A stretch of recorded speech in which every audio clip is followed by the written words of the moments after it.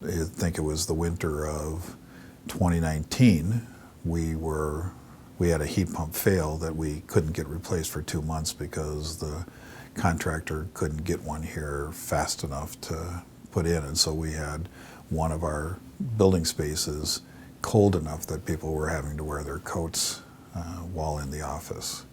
That kind of was the wake-up call that we couldn't put this off any longer. We needed to upgrade our control system, and we needed something that allowed us to be more proactive.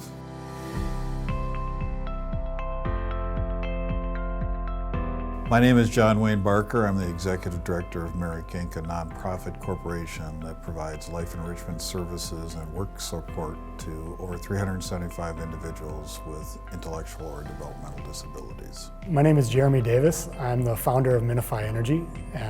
We are an energy efficiency contractor that focuses on assisting building owners, occupants, and building operators make their buildings more energy efficient and improve their built environment. One of the big things we do is help identify and leverage the various financing and incentives available for energy efficiency projects. We coordinate with our clients and their utilities in order to assess current use and then identify rebates and project what those savings are going to be and be able to apply that. In 2019, we began the search for how do we bring in a new control system to manage our geothermal system and controls.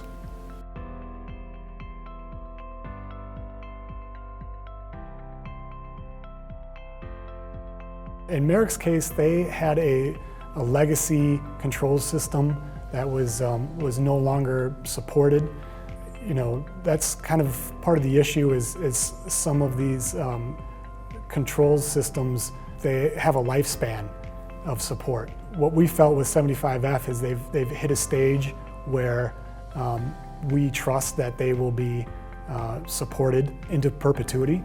And the other main aspect is that we felt that 75F was a future-proof approach. So they needed to modernize, and they were lacking a lot of the modern system options and capabilities, such as remote management, so that the operations director didn't have to drive in to assess or address any issues in the space. Overall, it was reliability, and then we were also looking for the energy efficiency aspect. As sustainable and as environmentally friendly as this system is to our local community, a lot of our decisions came through the ROI, the economics of it. Can it reduce our monthly expenses for utilities so that we can use those dollars to meet our mission for the 375 clients we serve. Once we partnered with Minify, then we relied on them a great deal to help us decide how to move forward with our control system, and became aware of 75F. And some of the things that we liked about that system or that program was that the ease of installation, also that it provided remote access so that if there was an alert or a problem, our people could try to address it from home rather than having to scramble into the building. And one of the way I describe it is it provides a drone view of our building and our different zones, so that just looking at that view, you can understand which zone is maybe out of parameters, and then you can focus your attention on that zone without having to worry about the rest of the building. We made the transition from the old legacy control system to the 75F system without any major issues or hiccups. And soon afterwards, the client inquired that there was some comfort issues with a couple of their spaces. So there was issues with the ERV system that wasn't operating correctly. It was operating out of its parameters, and it was bringing in really cold air on a cold day when it shouldn't have been. So it was outside of the parameters of the controls, but by looking at the sensing and the data of the control system, we were able to pinpoint where that issue was occurring and send a mechanical person out to investigate that issue and really narrow in on it so they weren't wasting their time.